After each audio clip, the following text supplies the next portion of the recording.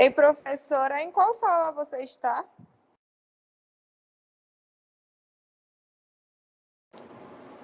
Professora?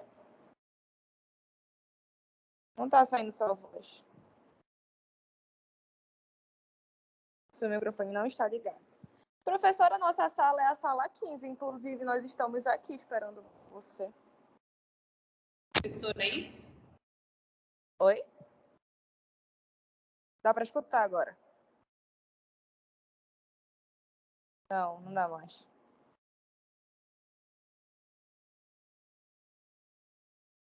Não dá para escutar você.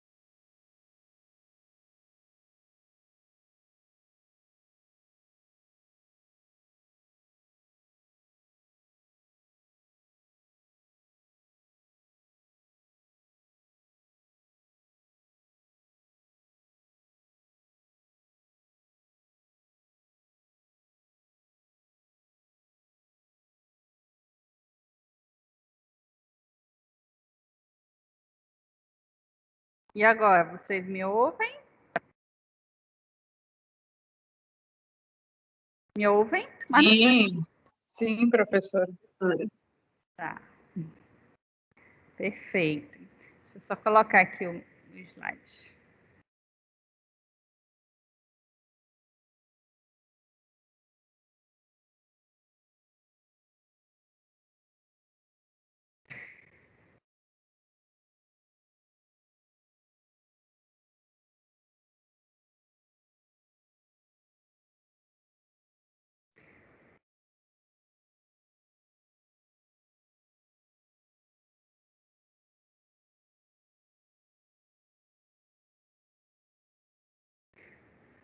Bom, eu sou a professora Juliana Cardoso, eu acho que a maioria não me conhece, eu ainda não tinha dado aula na turma da tarde, né?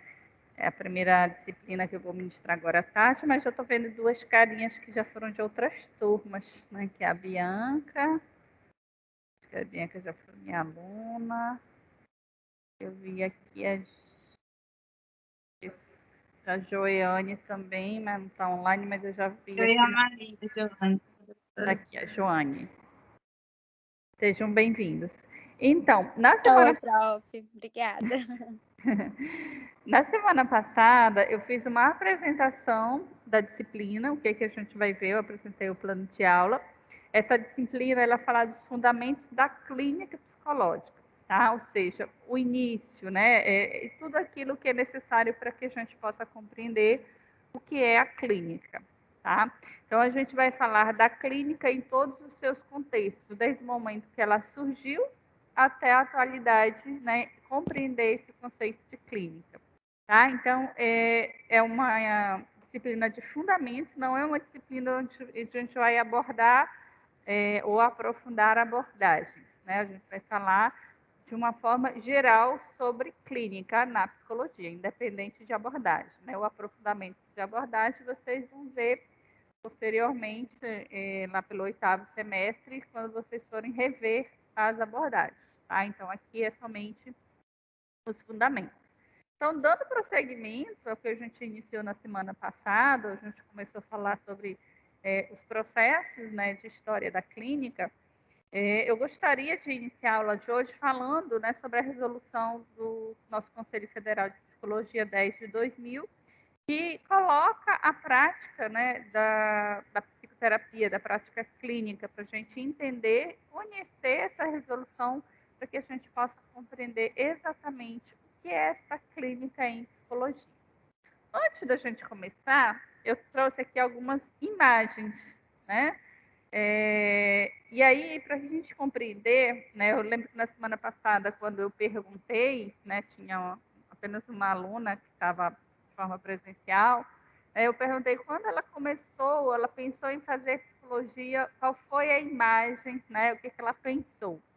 E a resposta dela veio exatamente naquilo que eu havia pensado, que é o imaginário da maioria das pessoas. Quando a gente fala em psicologia, as pessoas logo nos imaginam dentro de um consultório fazendo o atendimento, que é justamente de onde a psicologia começou. Né? A psicologia ela começou com esse fazer clínico, com esse fazer de consultório, tá?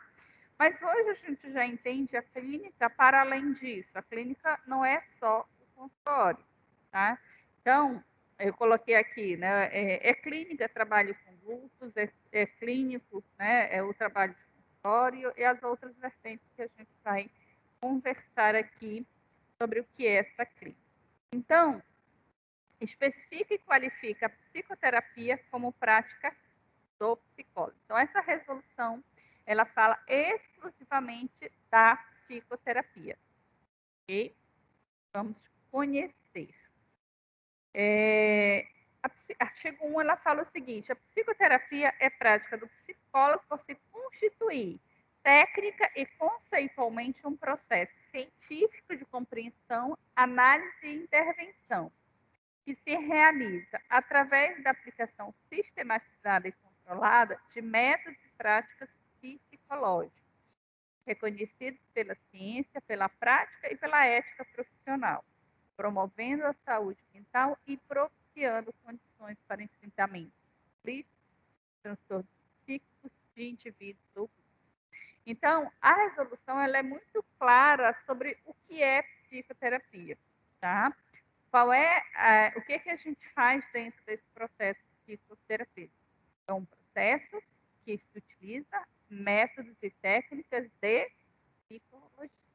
Então, a gente vê por aí muitas pessoas se utilizando do termo terapia para outras formas de atuação, que não é psicologia, mas aqui a gente não está para dizer se funciona ou não funciona, a gente está apenas para clarificar que não é psicologia, né?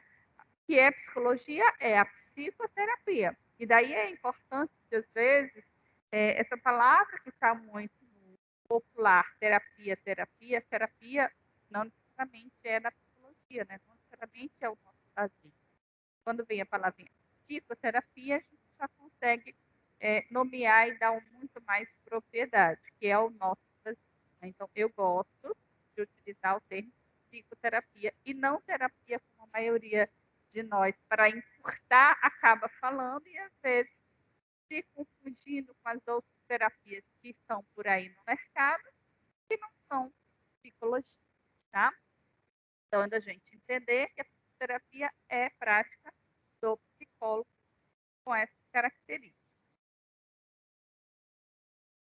Artigo 2. Para efeito da realização da psicoterapia, o psicólogo deverá observar os seguintes princípios. Buscar um constante aprimoramento. E é isso. Nós precisamos continuar estudando para sempre, né? Não é só aqui na graduação que a gente vai fazer esse nosso caminho. Nosso caminhar, ele é eterno, né? É o nosso compromisso e com a nossa atualização. Pode sair da graduação, achar que eu já sou profissional pronto e acabado, né? Nós somos um profissional em formação, sim, que eu codifico, se eu codifico as nossas práticas, codifico e atualizo, né? E atualizo. Nós precisamos estar nos atualizando, estar atento a esse fazer, tá? Faltar em avaliação diagnóstica fundamentada, devendo ainda manter registro referente ao assunto realizado. Então, quando diz aqui avaliação diagnóstica fundamentada, quer dizer que eu preciso ter uma fundamentação. Então, no artigo 8º semestre, né, no finalzinho, para entrar no tem que escolher uma abordagem. Então, quando a gente faz a escolha dessa abordagem, a partir dessa abordagem,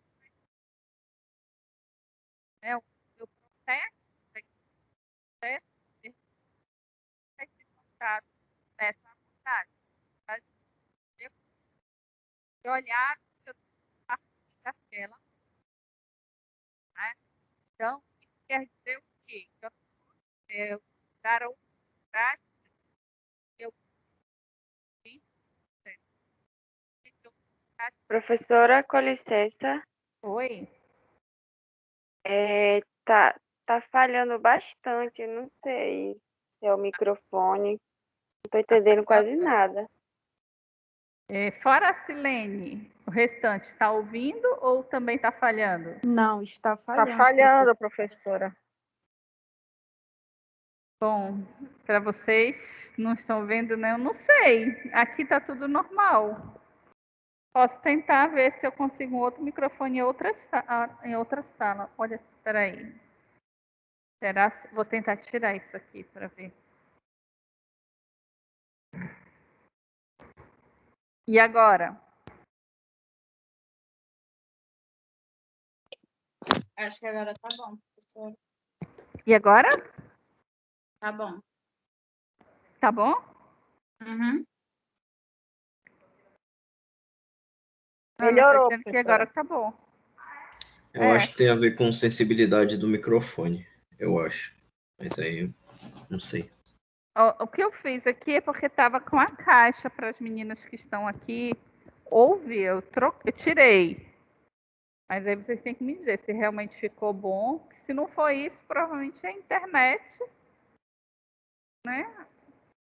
Não sei. Vamos tentar mais um pouquinho. Melhorou mesmo? Tá dando para entender? Até o momento, sim. Melhorou. Tá. Então vamos lá. Até esqueci que eu estava falando. Tá, eu estava falando do pautar-se em uma avaliação diagnóstica fundamentada. Nós vamos escolher uma abordagem e as nossas práticas dentro da nossa intervenção, ela precisa ser fundamentada na ciência da psicologia.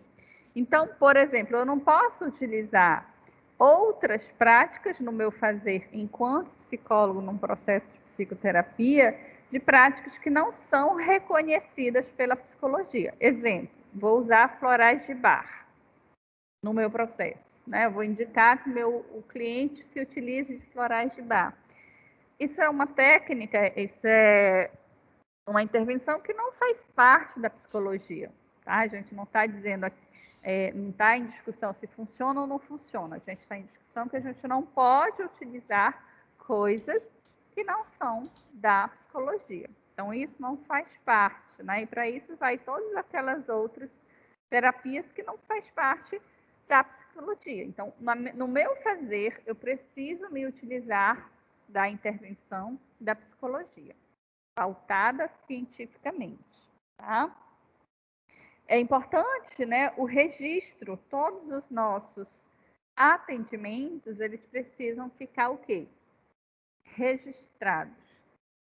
Então, atendi o meu cliente, ao final da sessão, eu preciso fazer uma evolução, eu preciso fazer o que ocorreu naquela sessão e ter esses prontuários de atendimento, os prontuários de evolução de cada cliente, tá? Então, isso é uma prática que vocês vão aprender quando estiverem lá no 9º semestre, na clínica, e é algo que vocês vão precisar continuar fazendo, porque o nosso Conselho Federal de Psicologia, ele exige que a gente mantenha os registros dos nossos atendimentos, tá?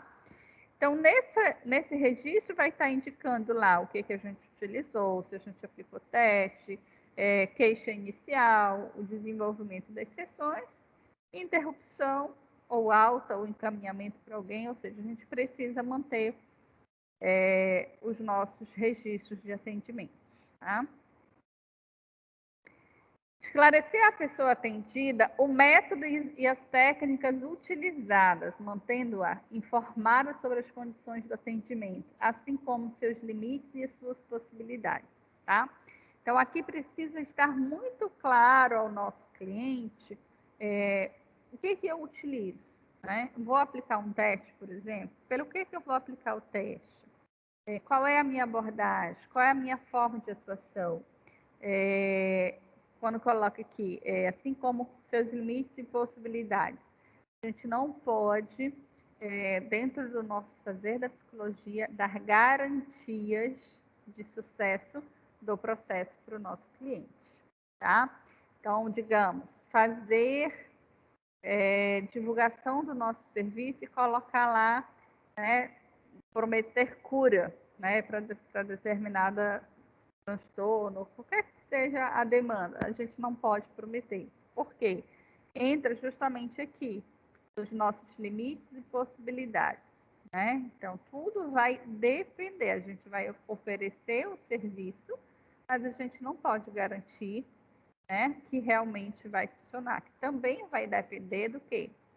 Desse meu cliente. Vai depender dele enganjar no processo, dele ter o processo de realmente estar ali, aquele compromisso de estar toda semana naquela sessão e a sessão dele evoluir. Assim como a gente também não pode colocar tempo, A gente não pode dizer em quanto tempo a gente vai dar aquela resposta ao nosso cliente, tá? Então, isso precisa ficar muito claro. É importante que a gente fale isso no início do atendimento, Deixe claro o que é possível e o que não é possível dentro da psicologia para que essa pessoa esteja ali ciente e se ela realmente desejar continuar o processo, ela esteja ali com toda a clareza de como será realizado aquele atendimento, ok?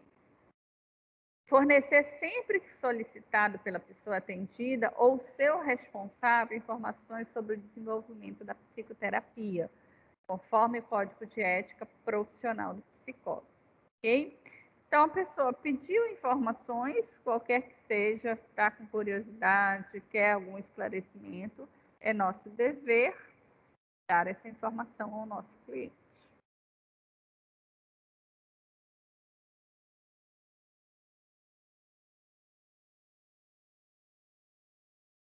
A Rosinha está perguntando aqui, na segunda sessão, o cliente pede um diagnóstico. A gente não tem como dar um diagnóstico em 2 sessões, né? Então, a gente tem que ser muito claro para esse meu cliente. Olha, em 2 sessões eu não tenho como te dar um diagnóstico, mas eu posso falar para ele como que vai ocorrer o processo e com quantas sessões eu imagino que eu consiga dar o diagnóstico, né, para ele, tá? E às vezes o que é o diagnóstico que ele quer, às vezes nem tem uma patologia específica, né? Às vezes a pessoa entra para fazer um processo achando que ela tem um transtorno e, na verdade, ela tem uma dificuldade de relacionamento que não necessariamente se caracteriza como um transtorno, tá? Isso precisa ficar claro. Como é que eu vou fazer como é o meu trabalho, né? Dependendo da minha abordagem, eu tenho uma forma de trabalhar. Então, dependendo da minha abordagem, eu sei, né, quantas sessões eu vou levar, por exemplo, levar aí 8 sessões ou 12 sessões para traçar o diagnóstico. O que eu vou utilizar de ferramentas para dar um diagnóstico ao meu cliente? É só a entrevista? Vou utilizar outras coisas para além da entrevista? Isso precisa ficar claro para ele. Tá? Ele precisa saber como vai se desenrolar. Mas eu preciso dizer para ele que nós não somos adivinhos, né? A gente vai precisar colher informações que ele tem, mas que para ele também não é claro, né? Mas que a partir das nossas intervenções, a partir da nossa anamnese, a partir da entrevista clínica que nós vamos fazer, ao final de 8 sessões ou ao final de 12 sessões, eu consigo te dar, né, um diagnóstico, tá? Nesse sentido. Garantir a privacidade das informações da pessoa atendida, o sigilo e a qualidade dos atendimentos. Isso aqui já é bastante difundido, a gente reforça, né, em processo de psicoterapia, seja uma psicoterapia presencial, seja uma psicoterapia online, a gente precisa garantir o sigilo, tá? E aqui, quando o processo é online, como a gente está tendo agora essa grande demanda dentro desse momento da pandemia, a gente precisa garantir que a pessoa que está lá na sua casa, ela esteja em processo de sigilo, ou seja, esteja num cômodo da casa, que ela tenha espaço reservado, que ninguém interrompa, que realmente ninguém esteja escutando atrás da porta.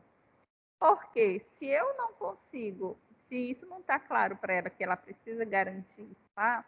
O processo de psicoterapia, o processo de confiança ela pode não ter, ou outras pessoas podem ouvir depois ela achar que foi o psicólogo que falou, então isso precisa ficar muito claro, né? E a gente precisa, se a pessoa está num local onde ela não consegue garantir o próprio sigilo na casa dela, é importante que a gente não dê continuidade, porque é necessário, né, essa preservação das informações, que realmente a gente consiga ali desenvolver um bom trabalho, tanto para a nossa escuta, quanto para esse cliente ele consiga se abrir, consiga confiar na relação terapêutica. E estabelecer contrato com a pessoa atendida ou seu responsável.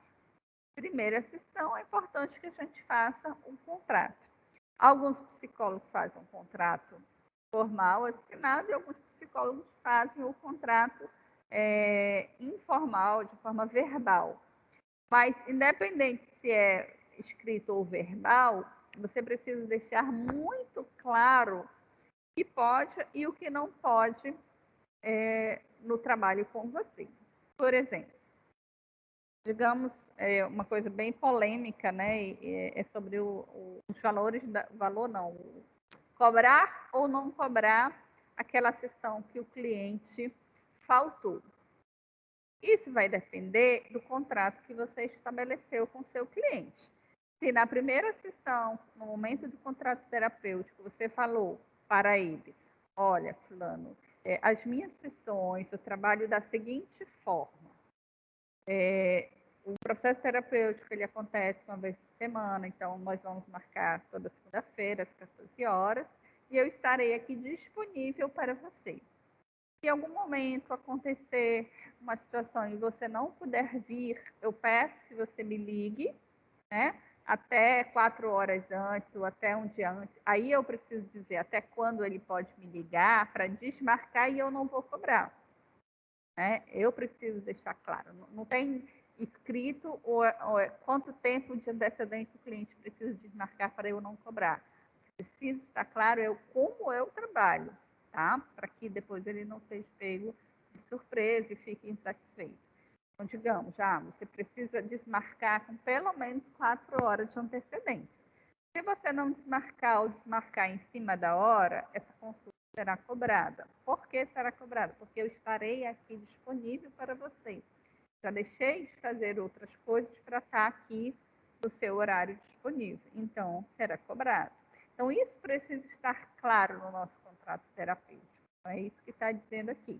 Estabelecer contrato com a pessoa atendida.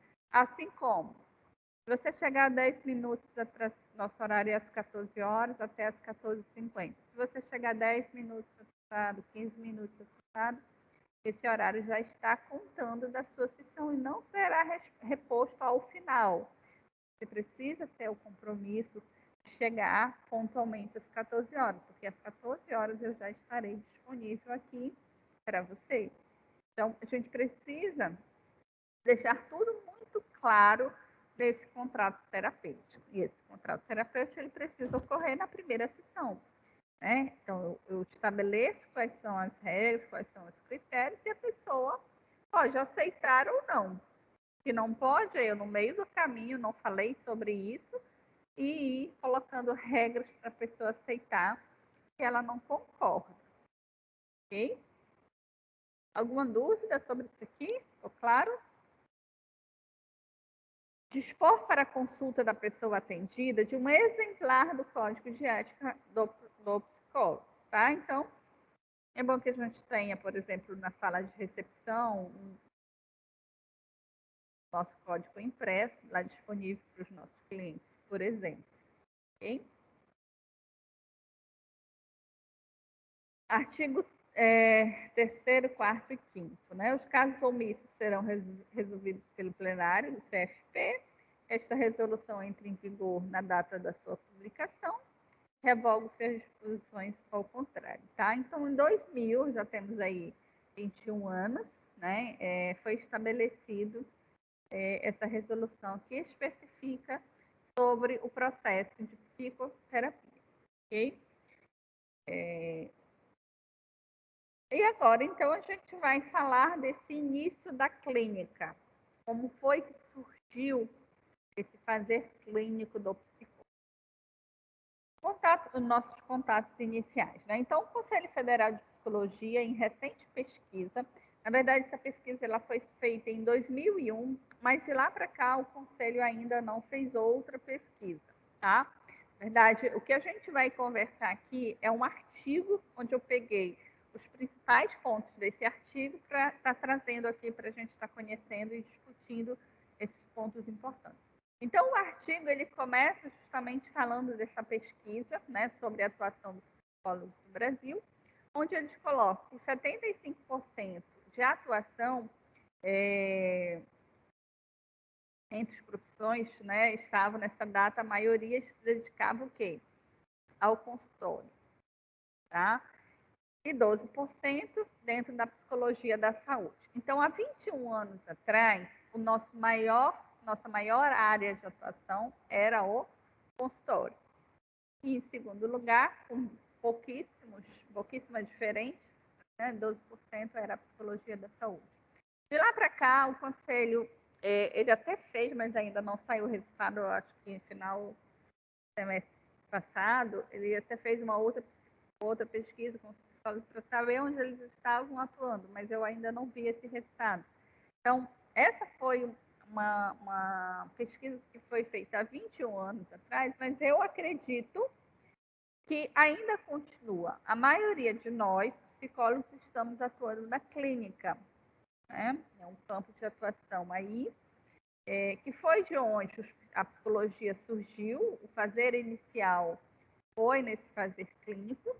Hoje a gente tem outros locais de atuação nessa área clínica para além de um consultório, mas ainda é a área de atuação e ainda é o que as pessoas imaginam de um, tá? É só para a gente entrar aí nessa reflexão, nessa discussão sobre isso.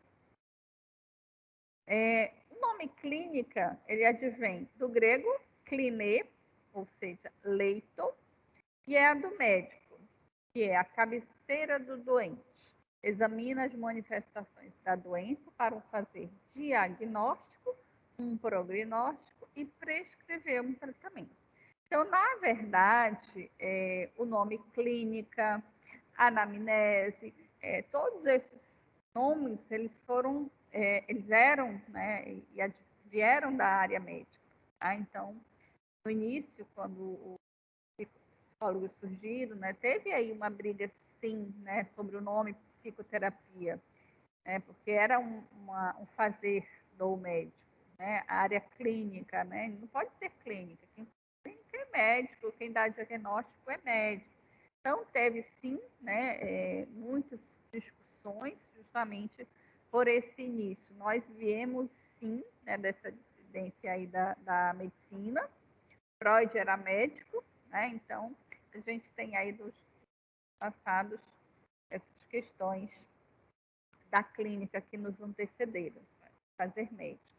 Então, para tal, o médico faria o uso da observação e da entrevista. Hipócrates inaugurou a observação clínica e criou a anamnese, definindo-a como a primeira etapa do exame médico, que prevaleceu até o século XVII.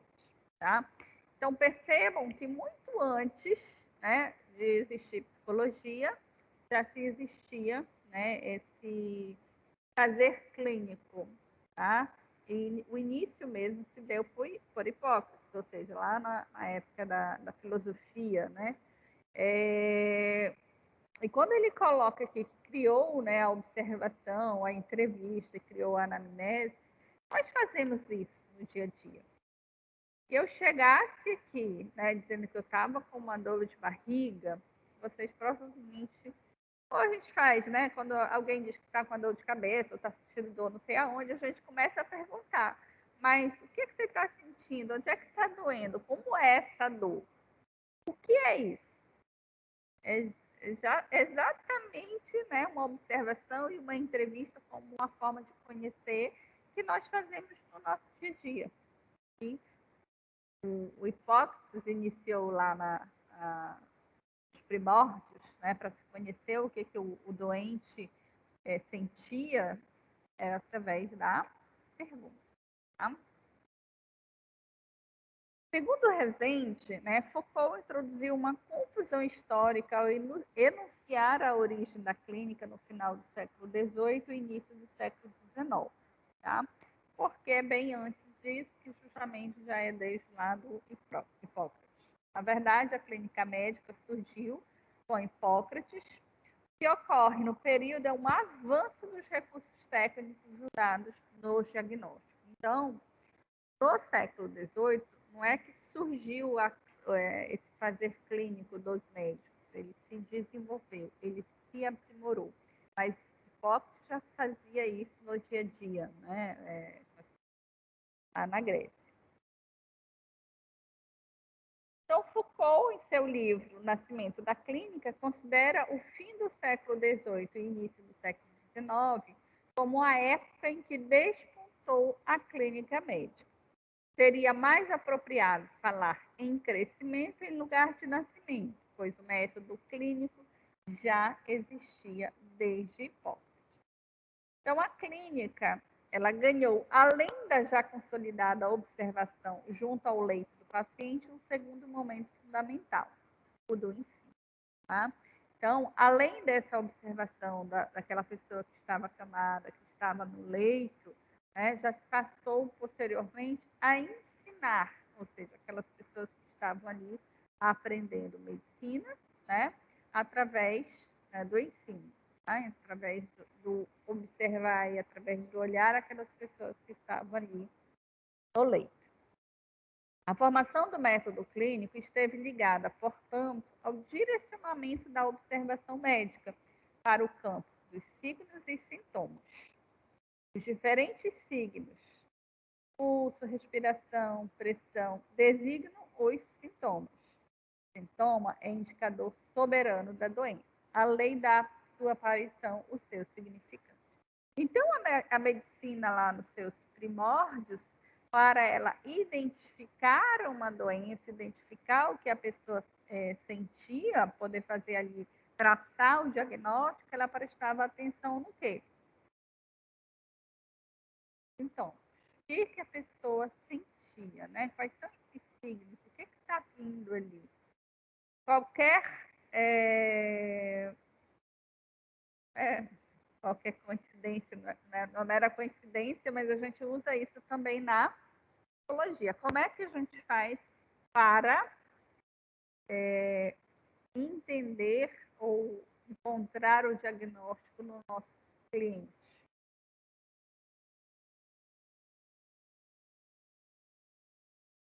A gente faz algo diferente disso?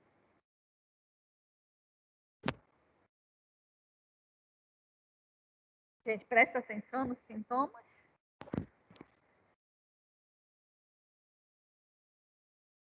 Sim. Sim, professora. Sintoma da escuta, né? A gente vai ouvir o relato. Né? A medicina ela se utilizava não do relato, não da escuta, mas de ouvir a pressão, a respiração, né? De sentir. E o Freud, né? Ele foi assim o inovador, né? Ele viu que não era só essa observação junto a esse cliente do que ele estava sentindo, no sentido de sintoma, mas também de ouvir como é isso que ele está sentindo. Ok? Viu, né? Então, no entanto, a grande mudança epistemológica adveio da descoberta da anatomia patológica. Né? Então, aqui a gente tem uma figurinha, né, do processo de estudo, processo de ensino, de conhecer, né, anatomicamente o corpo, conhecer fisiologicamente, se passava, né, para poder identificar o que aquele paciente tinha, qual era a doença, qual é o diagnóstico, qual é o sintoma, ok? Então, começaram a se fazer autópsias, dissecções, começaram a tomar parte fundamental dos procedimentos técnicos da medicina. Até então, ainda não existia ali a psicologia, né? A psicologia do que a gente entende, do que a gente faz hoje. Realizou-se, portanto, uma mudança de visão, tanto em termos ontológicos quanto epistemológicos, que se referem à clínica. Permitiu não somente a confluência de uma série de fatos e sintomas em torno das doenças, como sempre fez o empirismo, mas a reflexão sobre as condições de possibilidade de ocorrer aquela patologia ao questionar a estrutura do corpo e da vida humana e permitiam as condições daquele adoecer. Então, o que levou aquele a adoecer? Né? O que aconteceu anatomicamente no corpo para proporcionar aquele adoecimento? Então, a gente teve aí o desenvolvimento da medicina, onde ela começa de um processo inicial de observação prevista para um processo que vai evoluindo, né? Onde ela começa posteriormente a estudar anatomicamente e desenvolver os processos de ensino em cima disso. Percebo que vai evoluindo, vai aumentando, vai modificando a forma, o formato. Então, o incremento dos dispositivos diagnósticos, a abundância de tratamentos sofisticados e o elevado nível de especialidade médica conduz à seguinte premissa: quanto maior a complexidade, maior a necessidade de se especializar. E a medicina continuou se especializando. E hoje, para um dedo de um pé, a gente tem o quê? Um médico que vai atender só aquele dedo do pé. Verdade? Então, a gente... Se duvidar, para cada dedo do pé tem uma especialidade, tem um médico.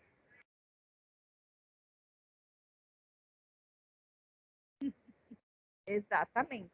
Por quê? Quanto maior a complexidade, maior a necessidade de ser especialização. Né? Então, a gente tem aí as especializações da medicina que vai, né? Um médico da cabeça, um médico do coração, um médico do dedo do pé e por aí vai. Essas são as especializações.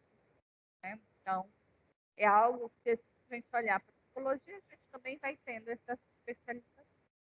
Quanto mais a ciência, mais ela vai se tornando complexa, mais a necessidade de se especializar. Por quê? É uma infinidade de coisas. Não dá para a gente saber tudo. Então, eu preciso saber com o que eu quero trabalhar. Saber qual é a especialidade para eu me aprofundar. Por exemplo, vocês estão na graduação de psicologia. Então, a graduação de psicologia, vocês estão vendo o quê? Em geral. Né? Em cima desse geral, eu vou precisar escolher com que exatamente que eu quero trabalhar para que eu possa me especializar, para que eu possa aprofundar os meus conhecimentos através de leitura, através de especialização, casos culturais na área, e realmente me tornar um especialista naquilo.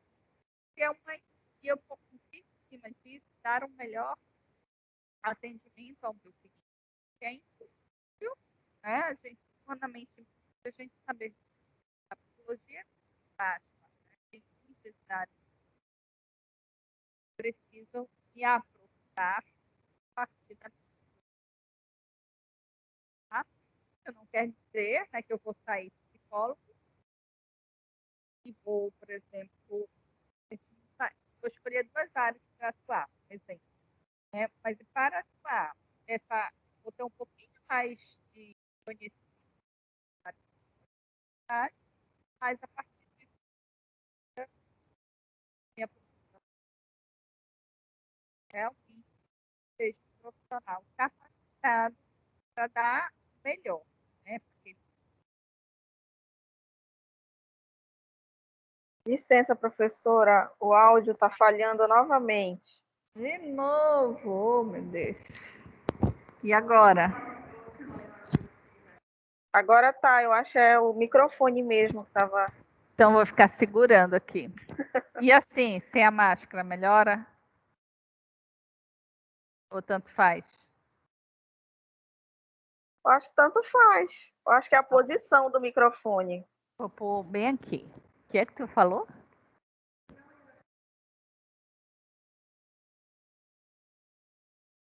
A máscara. Ela falou que não. Então, eu acho que é bem aqui. Vamos lá. Ou a internet. Eu acredito que a internet também, quando a internet não está muito boa, ela acaba falhando. A psiquiatria teve solo mais fértil na França, ganhando espaço nos hospitais gerais, como Salpêtrier e o Bessouret, em Paris. Tá? Então, com essa especialização da medicina, né, teve-se aí a especialização da psiquiatria, tá? Onde, em especificamente, a gente tem aí essa aproximação e da onde a gente vem, tá? Desse segmento de especialização da medicina, a psiquiatria. Então, a psiquiatria e a psicopatologia, enquanto domínios correlatos, sempre estiveram divididas entre 2 tendências básicas, que ainda dominam até hoje: a perspectiva organicista e a psicológica. O que quer dizer isso? Que a doença, o transtorno mental, ele tanto tem uma base orgânica, uma base biológica, quanto uma base psicológica.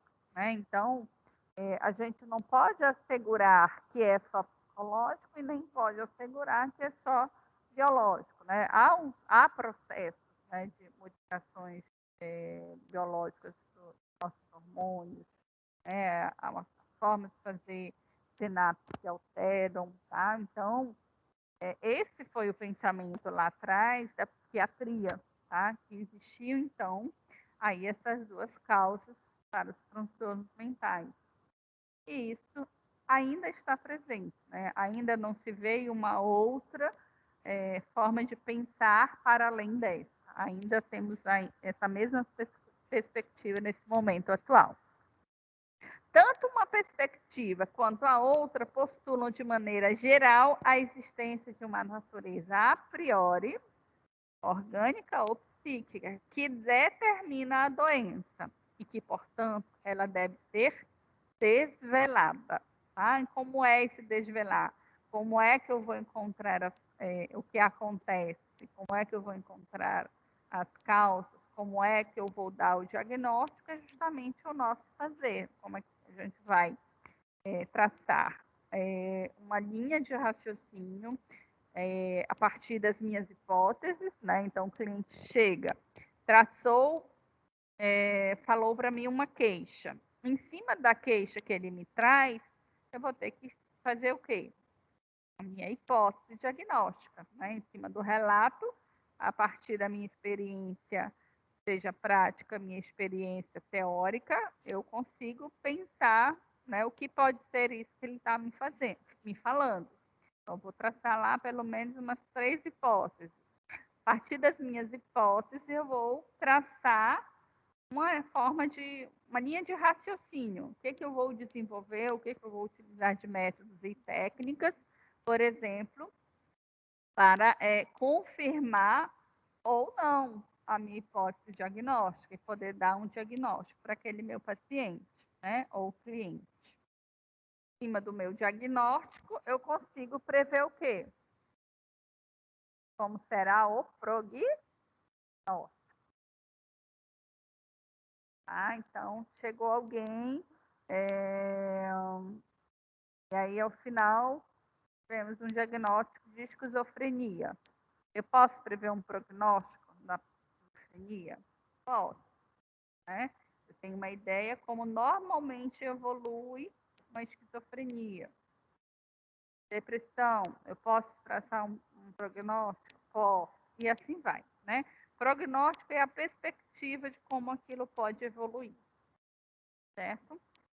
São termos também que a gente empresta, que a gente utiliza da medicina, né? A medicina, ela utiliza também diagnóstico, ela também se utiliza o termo prognóstico, tá? Então, a gente se utiliza dessas questões aí que vieram da medicina. Então, a psicologia clínica, ela é herdeira da psiquiatria. Por outro lado, Pinel, em 1793, no Hospital Bicêtre, e 2 anos mais tarde, em Salpêtrière, ele produziu uma revolução no tratamento dos loucos, ao libertá-los das correntes nas quais eram trancafiados como animais, para possibilitar-lhes um tratamento moral. Então, como que era, né, esse tratamento na psiquiatria, lá nos seus primórdios? Né? Era um tratamento nada humano. Né? Os loucos, eles eram afastados, eles eram acorrentados, né? Eles eram trancados dentro dos hospitais, né? E aí, hospitais psiquiátricos, para que eles pudessem receber o tratamento. E desde aquela época, a gente também já tinha o quê? Pinel aí dizendo, né, que há outras formas de tratamento para além, né, desse processo de desumano, né, de tratar o louco como uma pessoa que não é uma pessoa. Né? Então, isso posteriormente foi evoluindo, foi se modificando, e hoje a gente já nem tem mais essas formas retrógradas de tratamento. Pinel acabou por significar uma ênfase nos aspectos psicológicos e relacionais da loucura. Essas e outras variáveis contribuíram na crescente importância psicológica no seio da psiquiatria, resultando no final do século XIX na consolidação de uma área específica, a psicologia clínica, tá? Então, a gente tem aí, a partir de finalzinho de século XIX, século passado, né, a instituição da área clínica, que veio justamente ter esse outro olhar para as doenças mentais, né? Um olhar mais humano, uma escuta, né? Saindo da forma clássica lá de atendimento que a psiquiatria fazia somente com medicações, com eletrochoques, com tirar a pessoa da sociedade. Como é que está aí? Está dando para entender? Tranquilo?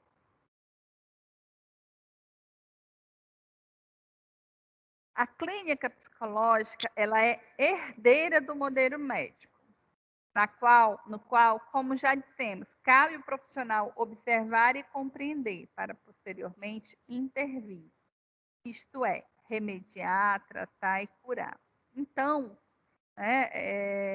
a observação, ela faz parte aí do nosso processo de intervenção, né? Não é só eu entrevistar, não é só eu perguntar e me contentar com aquilo que o meu cliente me fala. Preciso ter o quê? A minha observação. Porque a maioria das coisas que o meu cliente me fala, tem outras questões que ele vai me falar de uma forma não verbal, vai me falar pelas contradições, ele vai me falar pelos lapsos que ele vai ter, e isso eu só vou conseguir identificar e perceber se eu estiver observando o que acontece com esse meu cliente. Né? Não é só perguntar e ouvir, mas é o observar que faz parte aí do nosso fazer. Tratava-se, portanto, de uma prática higienista. Desta maneira, a clínica psicológica esteve por um bom tempo distante das questões sociais. Tá? Então, a psicologia clínica, por ela vir desse modelo médico, que é o modelo médico. A gente vai ao médico para a gente se curar, né? E a gente só procura o médico quando a gente está doente. E aí, esse modelo fez com que nós ficássemos dentro dos consultórios, fazendo o atendimento, um atendimento, diga-se de passagem, que não é um atendimento acessível financeiramente para a maioria da população. Então, acabou sendo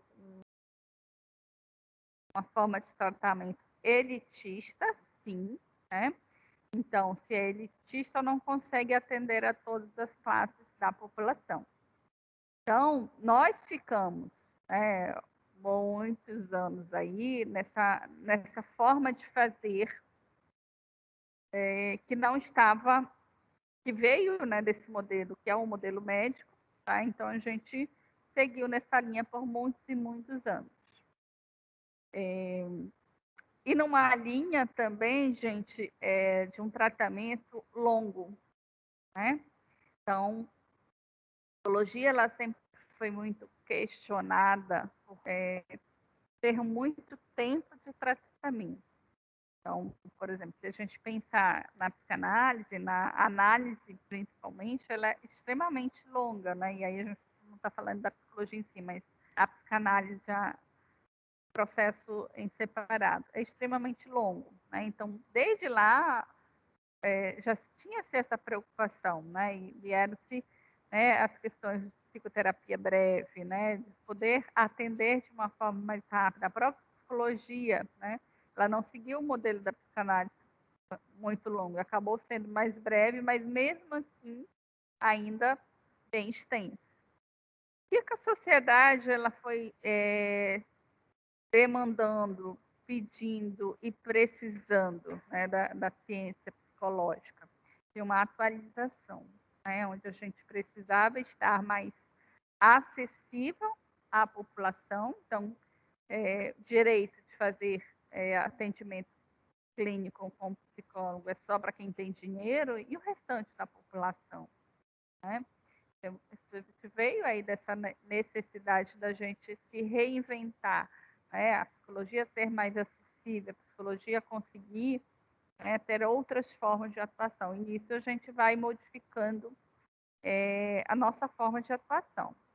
Então, hoje, fazer clínica não é só o consultório, tá? Então, a gente consegue já numa unidade básica de saúde, por exemplo, ter outras formas de atendimento com o profissional psicólogo, através de uma clínica ampliada, através de um plantão psicológico, outras formas de se fazer da psicologia, tá? Então, essa necessidade, quando a gente fala que a ciência ela vai se modificando, ela vai se aprimorando, ela vai se especializando, ela também vai se adaptando àquilo que está sendo necessário, que está sendo demandado para a sociedade. E aí hoje a gente também já tem aí as formas de psicoterapia mais breve nesse nosso atendimento, mais focal, mais pontual, de curta duração, não tão extenso, e também é uma outra demanda que a gente vê, né, que é requisitada a nós profissionais, tá? Então, o desenvolvimento da ciência é isso, né? A gente está estudando. Há um tempo atrás não se falava em atendimento psicológico online, né? Acelerou bastante. Já estávamos fazendo antes da pandemia, mas de uma forma bem tímida, né? Principalmente os psicólogos mais antigos ainda com muita resistência em utilizar o computador, mas não é a mesma coisa, mas não funciona, e o cliente também, mas não é a mesma coisa, vou pagar para estar através de uma telinha, né? Mas o que a sociedade precisou nesse momento da pandemia? Precisamos fazer, a gente precisa de psicólogos, nós estamos adoecendo, então a gente precisa se reinventar, a gente precisa encontrar uma outra forma. E aí começou aí esse grande avanço, né, do nosso atendimento online. Há um tempo atrás, o psicólogo ia fazer um atendimento domiciliar, jamais, né? Então, são essas atualizações que a ciência ela vai fazendo, todas as ciências vão fazendo, tá? E aí hoje a gente está aí muito mais ligado, né, com o nosso fazer social, né, um fazer clínico que consiga ser mais acessível.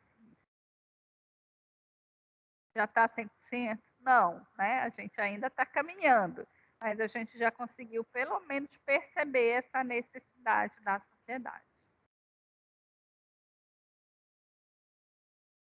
Bom, esse aqui é o artigo que eu utilizei, tá? Quando eu for postar o slide, eu vou postar o artigo, e aí vocês podem posteriormente estudar o artigo na íntegra, tá? É o surgimento da clínica psicológica, da prática curativa aos dispositivos de promoção da saúde. Esse é o nome do artigo que eu vou disponibilizar e depois vocês estudem. Fala justamente tudo isso que a gente foi comentando aqui. O que eu coloquei no slide nada mais é do que trechos do artigo para a gente entender de onde veio aí, né, esse nosso início, tá? Daqui, gente, eu não estou falando, né, ainda não falamos da questão do Freud, né? Só para a gente entender esse fazer clínico da área médica antes da psicologia em si, tá? E daí vamos falar posteriormente um pouquinho aí. É necessário falar da psicanálise, não tem como falar da psicologia sem falar da psicanálise, né? Nós viemos, né? O nosso fazer veio da psicanálise, veio a partir do Freud, né? O desenvolvimento da clínica está lá nesse início, tá? Alguma dúvida, alguma pergunta, alguma coisa que vocês queiram colocar? Tranquilo? Deu? Perfeito. Então é isso, gente. Desejo uma boa semana para vocês. Quem foi? Ah, o coração, agora que eu vi. Beijo grande, gente. Boa tarde. Boa tarde. Boa tarde.